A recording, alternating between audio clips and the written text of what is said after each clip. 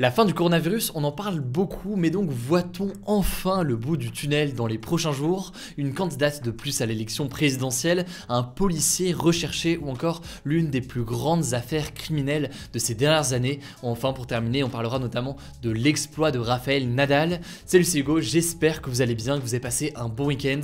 On est parti pour un nouveau résumé de l'actualité du jour en moins de 10 minutes. Installez-vous confortablement et on commence donc avec le sujet à la une aujourd'hui. Certains médias disent qu'on est sur le point d'atteindre la fin de la pandémie. Alors est-ce qu'ils sont trop optimistes ou alors est-ce qu'on peut réellement dire qu'on en a bientôt fini avec ce foutu Covid? On va essayer de démêler ensemble le vrai du faux. Alors la fin de la pandémie, c'est une perspective qui est évoquée quand même assez régulièrement ces derniers mois. Ça avait commencé notamment au moment de la vaccination massive des Français l'été dernier. Puis en l'occurrence, c'était revenu notamment au moment de l'apparition du variant Omicron, qui est beaucoup plus contagieux mais qui provoque aussi beaucoup moins de formes graves. Alors je vous la fais courte, on rentre direct dans le cœur du sujet. On a un nombre de cas, vous le savez, qui est du jamais vu, c'est des vrais records, avec notamment près de 500 000 cas en 24 heures qui ont été comptés ces derniers jours. Et selon l'Organisation mondiale de la santé, près de 60% de la population européenne pourrait avoir été contaminée par le variant Omicron d'ici à la fin mars. Or, avec des chiffres pareils en Europe, de nombreux scientifiques se mettent à espérer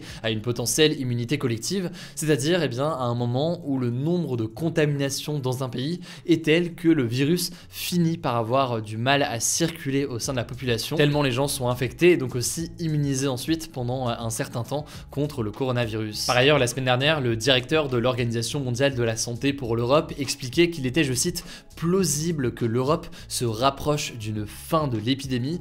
Et en gros, selon lui, une fois la vague Omicron calmée, on peut envisager potentiellement de considérer le coronavirus comme un virus endémique, donc en fait un virus qui serait toujours présent sur le territoire européen. Il ne disparaîtrait pas, mais par contre, ce ne serait pas forcément très grave, un peu de la même façon que la grippe finalement. Alors là-dessus, vous vous souvenez peut-être qu'au début de la pandémie, donc en 2020, les scientifiques répétaient et insistaient que non, le coronavirus, c'est pas juste une grippe ou une grippette. Alors comment expliquer ce changement de discours aujourd'hui chez certains? Ça tient à deux choses principalement. D'abord au variant Omicron qui provoque moins de formes graves, mais au-delà de ça, ça tient aussi à la vaccination qui permet justement de se protéger contre ces formes graves. Alors signe que l'heure de mettre fin aux restrictions a peut-être sonné et que les États préfèrent laisser le virus circuler, le Royaume-Uni a abandonné ses dernières restrictions sanitaires la semaine dernière. Même chose pour le Danemark, c'est un mouvement qu'on trouve dans plusieurs pays européens.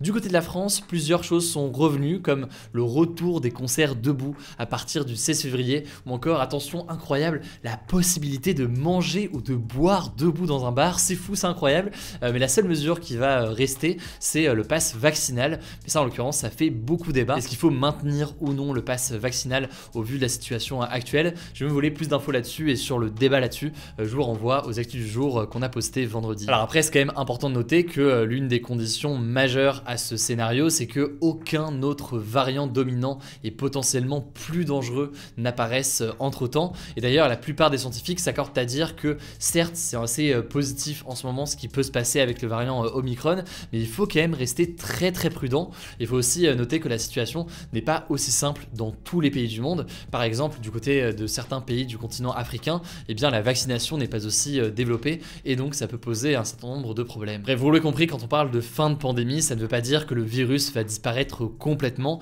Ça, les scientifiques y croient assez peu aujourd'hui, mais par contre, ça veut dire une situation avec moins de cas graves et moins de restrictions. Ces derniers jours d'ailleurs, le nombre de cas a tendance à légèrement baisser en France. Les hospitalisations pour l'instant restent plutôt stables. Affaire à suivre donc, mais je vais vous voulez plus d'informations sur ce sujet qui est assez complexe et que j'essaie de résumer là en quelques minutes. Je vous mets des petites ressources directement en description. Allez, on continue avec le petit point présidentiel. Il sera assez rapide aujourd'hui. On commence avec cette première information.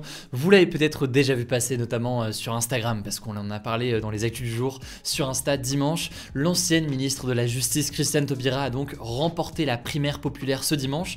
C'était donc cette initiative citoyenne visant à désigner un candidat pour la gauche. 390 000 personnes ont voté et lors de cette primaire, le système de vote était un petit peu particulier puisqu'en gros les votants devaient donner une mention à chaque candidat, très bien, bien, assez bien ou encore passable. C'est ce qu'on appelle le scrutin majoritaire. Et donc Christiane Taubira est arrivée en tête avec une note de bien plus. À noter que les autres candidats de gauche, que ce soit Jean-Luc Mélenchon, Anne Hidalgo ou encore Yannick Yannick Jadot, qui n'avait pas reconnu ce scrutin, ne se sont pas forcément réjouis de cette nouvelle, car ils estiment que ça fait désormais une candidature de plus à gauche. On peut citer notamment en plus Nathalie Arthaud, Philippe Poutou ou encore Fabien Roussel, et donc ça ne les arrange pas, ça fait beaucoup de candidats désormais à gauche. Deuxième information, plusieurs membres du Rassemblement national ont décidé de ne plus soutenir la candidate du parti Marine Le Pen et de se rapprocher plutôt d'Éric Zemmour. Il y a notamment donc les députés européens Jérôme Rivière ou encore Gilbert Collard. Ils reprochent notamment à Marine Le Pen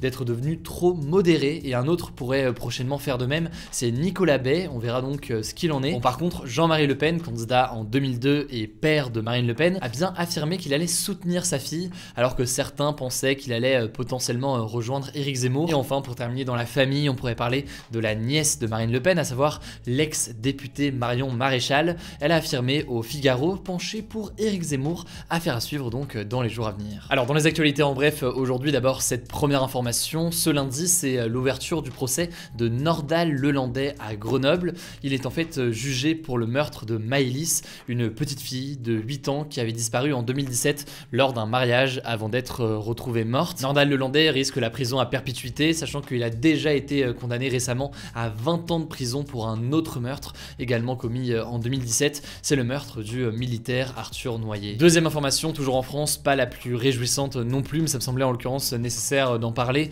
Une femme de 28 ans a été retrouvée morte dans son appartement à Paris, et c'est son conjoint, un policier déjà condamné pour violence conjugale, qui est soupçonné donc de l'avoir étranglée. Il s'agit du 12e féminicide depuis le début de l'année 2022, donc le 12e meurtre comme ça d'une femme, selon l'organisation de lutte contre les violences faites aux femmes, Nous Toutes, qui a par ailleurs interpellé à cette occasion le gouvernement.